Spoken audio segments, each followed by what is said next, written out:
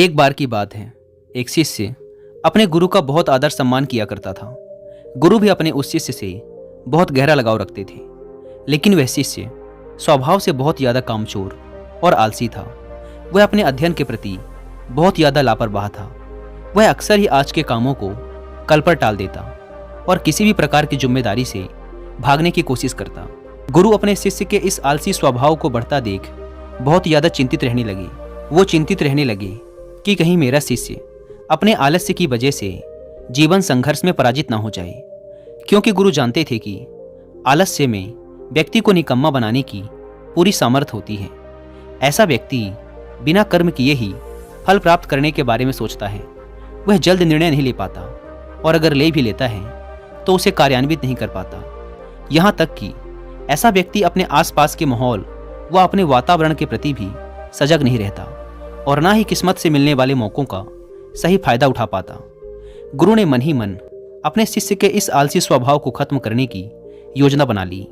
एक दिन गुरु ने एक चमकता हुआ सफेद पत्थर शिष्य के हाथों में देते हुए कहा, मैं यह जादुई पत्थर का टुकड़ा 2 दिन के लिए तुम्हें देकर जा रहा हूँ। तुम जिस भी लोहे की वस्तु को इस पत्थर से स्पर्श करोगे वह सोने में परिवर्तित हो जाएगी। इन 2 दिनों में तुम जितना चाहो उतना सोना बना सकते हो, लेकिन याद रहे दूसरे दिन सूर्यास्त होने के पश्चात मैं यह जादुई पत्थर तुमसे वापस ले लूँगा। शिष्य इस अवसर को पाकर बहुत ज़्यादा खुश हुआ, लेकिन आलसी होने के कारण उसने अपना पहला दिन यह कल्पना करते करते ही बिता दिया कि जब उसके पास बहुत सारा सोना होगा तब उसका जीवन कितना अच्छा होगा। वह कितना प्रसन्न, सुखी, समृद्ध और संतुष्ट रहेगा। उसके पास इतने नौकर चाकर होंगे कि उसे पानी पीने के लिए भी नहीं उठना पड़ेगा। उसने योजना बनाई कि जब उसके पास बहुत सा सोना आ जाएगा तब वह एक बहुत ही आलीशान घर बनवाएगा, जिसके सामने एक बहुत ही आकर्षक बगीचा होगा जिसमें वह हर शाम घूमा करेगा। अपने लिए एक बहुत ही बढ़िया घोड़ा गाड़ी बनवाएगा जिसका रथ सोने का बना होगा। बहुत से अंगरक्षक और नौकर रखेगा, उन्हें पूरे दिन आदेश देता रहेगा। यही सब सोचते सोचते वह उस रात सो गया। फिर दूसरे दिन की सुबह जब वह जागा तो उसे अच्छी तरह से याद था कि आज लोहे से सोना बनाने का दूसरा और अंतिम दिन है। उसने अपने मन में पूरे दृढ़ निश्चय के साथ यह संकल्प लिया कि आज वह गुरुजी द्वारा दिए गए जादुई पत्थर का लाभ जरूर उठाएगा। उसने निश्चय किया कि वह बाजार जाकर वहां से लोहे के बड़े बड़े सामान खरीद कर लाएगा और उन्हें सोने में परिवर्तित कर लेगा। दिन बीतता गया पर वह यही सोचता रहा कि अभी तो बहुत समय है, कभी भी बाजार जाकर सामान ले आऊँगा। यही सोचते सोचते दोपहर हो गई तो उसने निश्चय किया कि दोपहर का भोजन करने के पश्चात सामान लेने निकलूंगा। पर भोजन करने के बाद उसे आराम करने की आदत थी और उसने बजाय उठ के मेहनत करने के थोड़ी देर आराम करना उचित समझा। लेकिन आलस्य से परिपूर्ण उसका शरीर जल्द ही नींद की गहराइयों में खो गया और जब वो उठा तो सूर्यास्त होने को था। अब वह जल्दी जल्दी बाजार की तरफ भागा, पर रास्ते में ही उसे गुरुजी मिल गए। गुरुजी को आता देख वह भौचक्का खड़ा रहा। जैसे ही गुरुजी उसके पास पहुंचे वह उनके चरणों में गिर पड़ा और गिड़गिड़ाते हुए उस जादुई पत्थर को एक दिन और अपने पास रखने के लिए भीख मांगने लगा। लेकिन गुरुजी नहीं माने और उस शिष्य का अमीर बनने का सपना चूर चूर हो गया। पर इस घटना की वजह से शिष्य को एक बहुत बड़ी सीख मिल गई। उसे अपने आलस्य पर पछतावा होने लगा। वह समझ गया कि आलस्य उसके जीवन के लिए एक अभिशाप है और उसने प्रण लिया कि अब वो कभी भी अपने काम से जी नहीं चुराएगा और एक कर्मठ, सजग और सक्रिय व्यक्ति बनकर दिखाएगा। दोस्तों, काम को टालना एक आदत है और ये आदत हम खुद डालते हैं।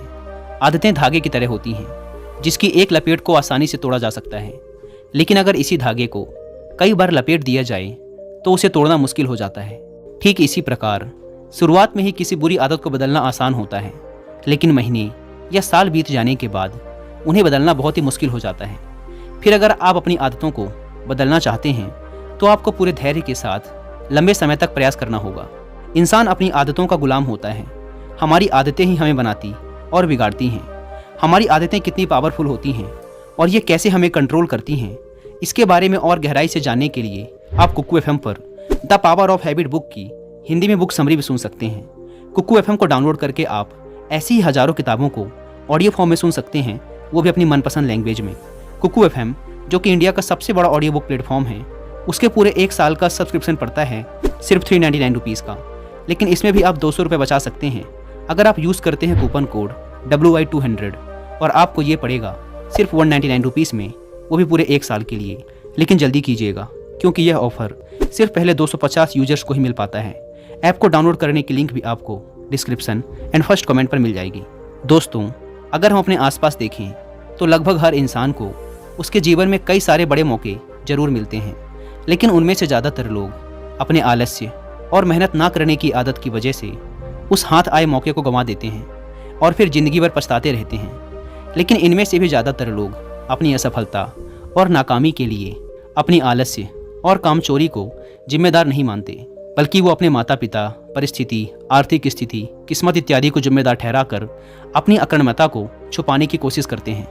और फिर ऐसे लोग अपनी किस्मत और परिस्थिति को कोसते हुए बिना किसी सफलता और आत्मिक खुशी के इस दुनिया को अलविदा बोल देते हैं। आइए थोड़ा गहराई से समझने की कोशिश करते हैं कि आखिर हम अपने काम को टालते क्यों हैं। क्या आपने कभी यूट्यूब पे कोई कॉमेडी वीडियो देखने के लिए आलस्य किया है, या अपने मनपसंद का खाना खाते वक्त? नहीं ना, आप केवल आलस्य करते हैं जब आप पढ़ाई कर रहे होते हैं, या ऑफिस के किसी प्रोजेक्ट पे काम कर रहे होते हैं, या फिर घर का कोई काम करना हो। बेसिकली हम सीरियस कामों को लेकर आलस्य करते हैं, जिनको करने में हमें शारीरिक या मानसिक रूप से मेहनत करनी पड़ती है। अब अगर आप काम को टालने से बचना चाहते हो तो इसमें आपकी बहुत ज़्यादा हेल्प करती है काम की डेडलाइंस, काम को पूरा करने का एक निश्चित समय या एक फिक्स डेट। मान लो आप एक ऑफिस वर्कर हैं और आपके बॉस ने आपको एक काम दिया जो आपको कल तक पूरा करके देना ही है। तो हो सकता है कि आप आज का पूरा दिन आलस्य करते हुए बिता दें कि अभी तो पूरा दिन बचा है, लेकिन फिर आप पूरी रात जागकर उस प्रोजेक्ट को पूरा करेंगे, क्योंकि कल आपको वो प्रोजेक्ट देना ही देना है, क्योंकि कल के बाद आपके उस प्रोजेक्ट की कोई अहमियत नहीं रह जाएगी।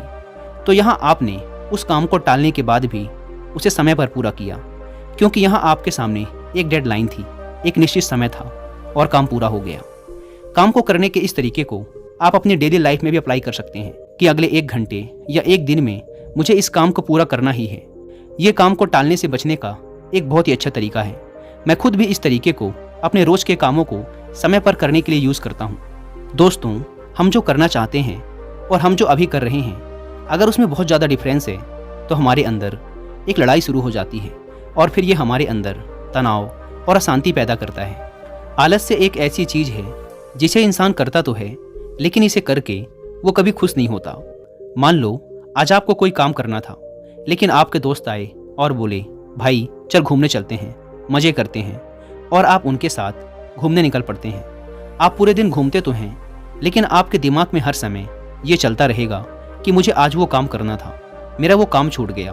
और इस विचार की वजह से आप उस पूरे दिन को ठीक से एंजॉय भी नहीं कर पाएंगे, और शाम को जब आप घर वापस आएंगे तो आपके अंदर उस काम को करने को लेकर पहले से भी ज़्यादा तनाव होगा।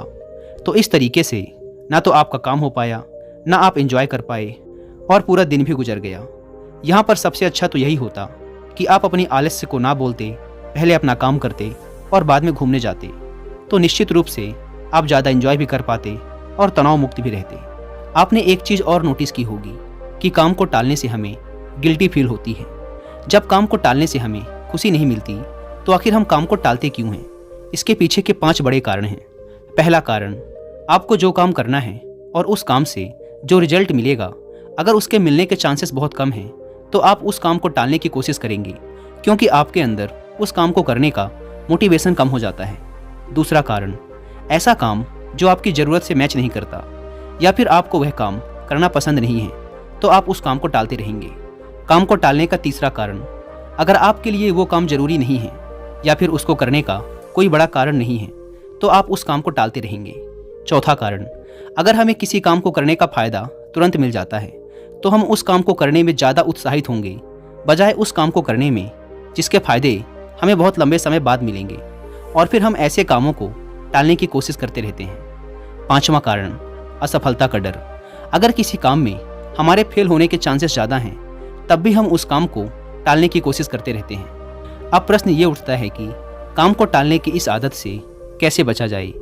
देखिए, अगर आपको किसी काम को करने में ये 4 चीज़ें मिल रही हैं तो आप उस काम को हर हाल में करेंगे। पहला, मनचाहे परिणाम। दूसरा, उस काम में आपके सफल होने की पूरी संभावना है। तीसरा, अभी जो फ़ायदा हो रहा है उस काम को करने के बाद आपको ज़्यादा फ़ायदा होने लग जाएगा। और चौथा, जब काम का रिजल्ट तुरंत मिल जाता है या फिर काम के खत्म होते ही आपको प्रॉफिट हो जाता है।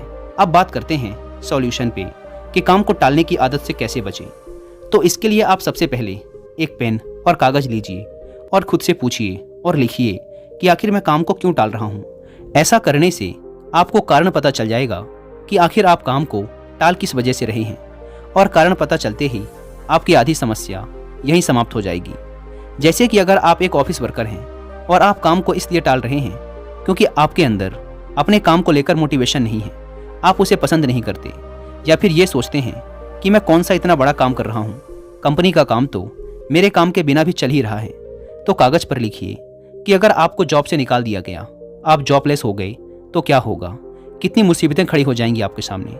अगर आप कोई स्टूडेंट हैं और पढ़ाई को सिर्फ इसलिए टालते रहते हैं क्योंकि आपको पता है कि आपकी फर्स्ट रैंक नहीं आ सकती, आप पढ़ाई में बहुत अच्छा नहीं कर सकते, तो फिर आप कोई ऐसा काम कीजिए जिसमें आप कॉन्फिडेंट हैं कि आप बहुत अच्छा कर सकते हैं, उसमें अपना नाम बना सकते हैं। अगर आप किसी बड़े एग्ज़ाम की तैयारी कर रहे हैं और आपका रिवॉर्ड आपको 1-2 साल बाद जाकर मिलने वाला है, तो अपने काम को छोटे छोटे स्टेप्स में डिवाइड कीजिए और हर एक स्टेप कंप्लीट होने के बाद खुद को रिवॉर्ड दीजिए। इससे आप अपने काम के प्रति लगातार मोटिवेट रह पाएंगे। अगर आप काम को सिर्फ इसलिए टाल रहे हो या फिर कोई बड़ा डिसीजन सिर्फ इसलिए नहीं ले पा रहे हो कि कहीं उस काम में आप फेल ना हो जाओ, उसमें असफल ना हो जाओ, तो एक बात हमेशा याद रखो, असफल होने से ज़्यादा बड़ा गुनाह प्रयास ना करना है। क्योंकि अगर आज आप प्रयास नहीं करते हो तो ज़िंदगी भर के लिए आपके अंदर एक पछतावा रह जाएगा कि काश मैंने एक प्रयास कर लिया होता। और फेल होने का जो डर है, ये असल में हमारे अंदर का ईगो, हमारे अंदर का घमंड है, जो हमें डराता रहता है कि अगर फेल हो गए तो लोग क्या कहेंगे, लोग हम पर हंसेंगे, हमारा मजाक बनेगा। यकीन मानिए दोस्तों, हमारा घमंड, हमारा ईगो दुनिया की सबसे यूजलेस चीज़ है। प्रयास करके असफल हो जाना हो सकता है शॉर्ट टर्म में आपको रिग्रेट फील करवाए, लेकिन फेल होने के डर से प्रयास ही ना करना आपको लंबे समय में बहुत ज़्यादा पश्चाताप और आत्मग्लानि से भर देगा। इसलिए फेल होने से डरो मत, प्रयास करो। दोस्तों, मुझे उम्मीद है कि आपको इस वीडियो से बहुत कुछ सीखने को मिला होगा। और हाँ, अपनी आदतों को इम्प्रूव करने के लिए आप कुकू FM पर the power of habit book की हिंदी में बुक समरी सुनना ना भूलें। धन्यवाद।